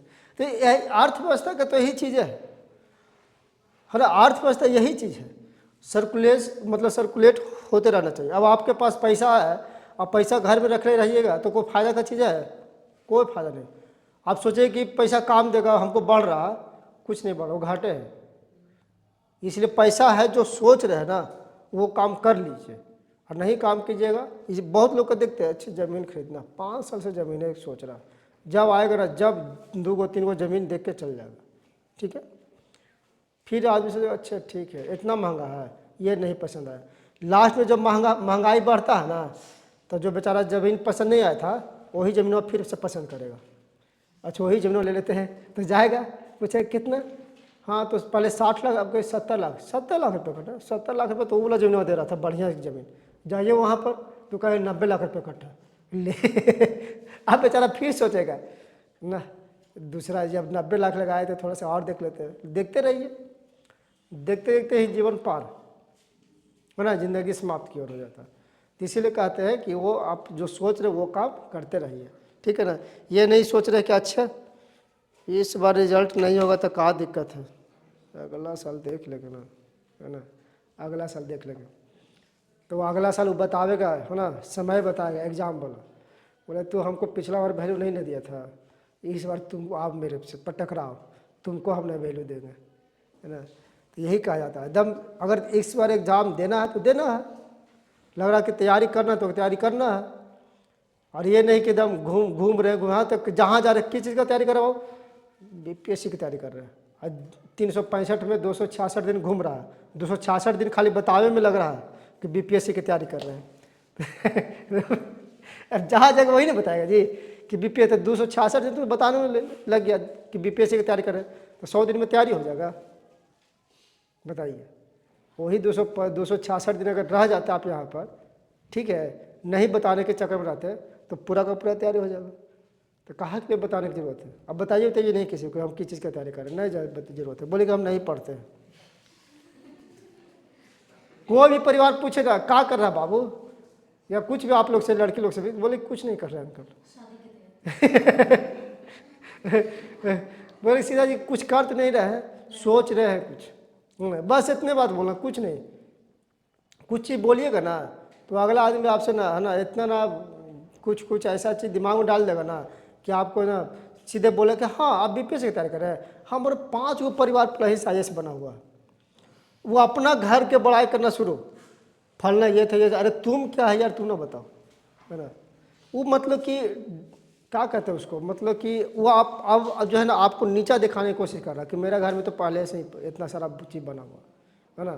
तो ये सब चीज़ से बच के रहिए, सीधा बोलिए कि हम किसी चीज़ की तैयारी नहीं करते हैं, है ना। तैयारी हो जाएगा, तैयार हो जाइएगा, पोस्टिंग हो जाएगा, लोग बिना बतैले आपको जान जाएगा, अच्छा फल, हाँ कहे कि बताता कुछ, कहता था कि कुछ करते नहीं है, लफोगिरी करता था, तो ये करता था वो करता था दिन भर, है ना। ये कैसे बन गया ये कहीं पढ़ता नहीं था। हाँ, तो वो तो सीधा डायरेक्ट जो है कि छलांग लगाना है, समझे ना, बताना की ज़रूरत नहीं है। ठीक है, समझाने वाला बहुत कुछ समझाने वाला मिलेगा, ये चीज़ तैयारी करो, वो चीज़ तैयारी करो, ये करो, ऐसे करो, वैसे करो, है ना। कुछ भी उसका बात को सुनिए, बस वो उतने तक, क्या बोला उससे मतलब नहीं, बाकी अपना तैयारी करते रहिए। चलिए थोड़ा सा एक और है, क्राउडिंग आउट है, एक चीज़ थोड़ा सा समझाते हैं, उसके बाद छोड़ देंगे, ठीक है, मेरे हमको भी जाना है। क्राउडिंग आउट मेरा सुबह से निकलेंगे और फिर पहुंचते हैं घर 10 बजे, ठीक है। तो अभी यहाँ आए ना, ठीक है, इसके बाद जाएंगे वहाँ, फिर वहाँ से फिर यहाँ आएंगे, फिर यहाँ के बाद फिर जाते हैं, तो 10 बजे है क्या क्या बोल रहे हैं? क्या कीजिएगा इतना पैसा? पैसा, यही तो बात है। अरे वो जो आ रही है ना, तो पैसा का ना, उसके सामने पैसा ही सब जीरो है ना। पैसा ही सब क्या है, कुछ नहीं। उसको प्राइसलेस है वो। कितना भी दे दीजिएगा ना लड़की लोग को, है ना, कितना भी दे दीजिए ना, उसका पेट भरने वाला नहीं है ना। सही बताते हैं, उसका पेट भरने वाला है, पैसा से पेट भरने वाला है नहीं। हम लोग तो चलो कर लेते, पॉकेट में देखेंगे 10 रुपया है, चलो बहुत है ना, लेकिन वो हम समझते हैं बात को, है ना। तो अलग बात है, बहुत सारा पारिवारिक है ना, झमेला है ना। अरे बहुत समस्या है, समझे ना, बहुत समस्या है। इसीलिए इस समस्या के फेरा में नहीं पड़िएगा आप लोग, समझ रहे हैं ना। सबसे बड़ा समस्या है। चलिए, तो यहाँ पर देखिएगा फिजिकल डिफिसिट बढ़ रहा, ठीक है। किस तरह से बढ़ रहा? लोन्स के मार्फत से बढ़ रहा। थोड़ा सा देख लीजिएगा, लोन का भरपाई घरेलू बाजार, है ना, घरेलू बाजार का मतलब निजी क्षेत्र किसी संसाधन को कम कर दिए, है ना, जो भी हो सकता है, बहुत सारा हो सकता है, तो घरेलू बाजार के द्वारा भी प्राप्त कर सकते हैं। और घरेलू बाजार का मतलब ये हुआ कि आप निजी क्षेत्र से, है ना,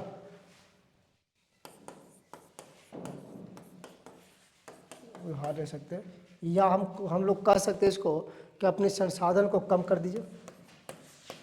कुछ भी चीज़ बेच दीजिए, अपने संसाधन क्या क्या कम कर दीजिए, ठीक है। हाँ, कुछ भी चीज़ को बेच दीजिए। और यहाँ पर इस जहाँ से लीजिएगा, जैसे अगर निजी क्षेत्र से, एक तो संसाधन को कम कर सकते हैं, दूसरी बात कि कहीं से भी आप उठा लीजिए निजी क्षेत्र से, तो वहाँ पर देखिएगा वो आपका ब्याज दर क्या हो जाएगा, जो भी है ज़्यादा पड़ दिए चाहे कम पड़ दे, जो भी ब्याज दर बढ़ा हुआ। ब्याज दर कैसे बढ़ जाएगा?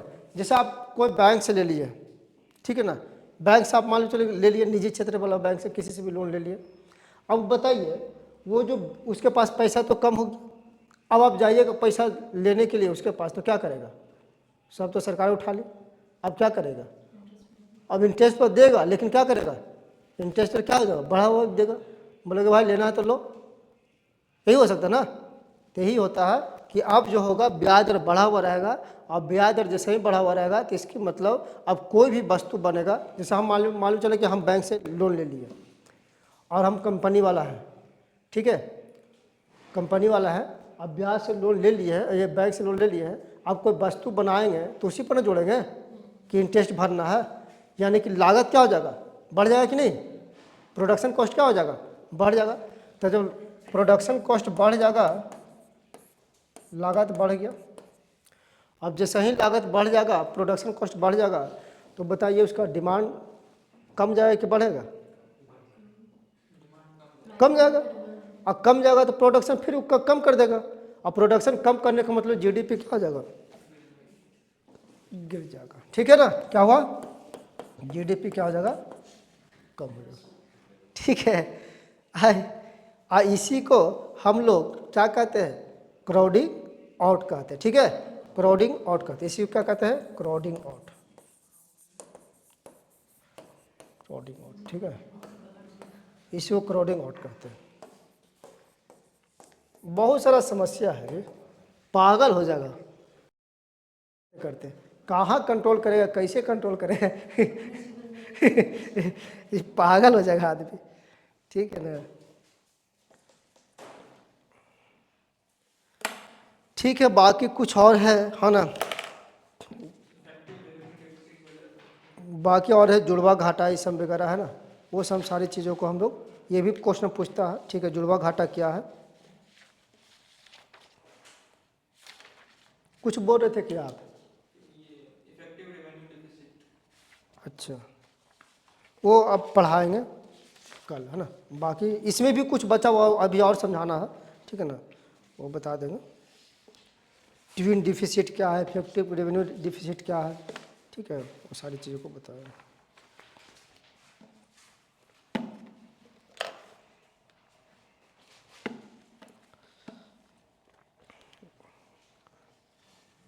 वहाँ पर पेड बैच चलता है तो 12 बजे से, तो 12 बजे से शुरू करना पड़ता है, समझे, लेट नहीं होना चाहिए। कोई दिक्कत है बोलिए। नहीं ना, क्राउडिंग हिंदी में भी ऐसा ही लिखेगा, ठीक है ना, कहाँ है, क्राउडिंग ही लिखेगा हिंदी में भी, यही शब्द आएगा, ठीक है ना, क्राउडिंग, ठीक है। ठीक है, तो हम लोग नेक्स्ट क्लास में मिलते हैं फिर, तब तक आप लोग एंजॉय कीजिए। एंजॉय कैसे करना, पढ़ के, हाँ थैंक यू, पढ़ के एंजॉय करना है।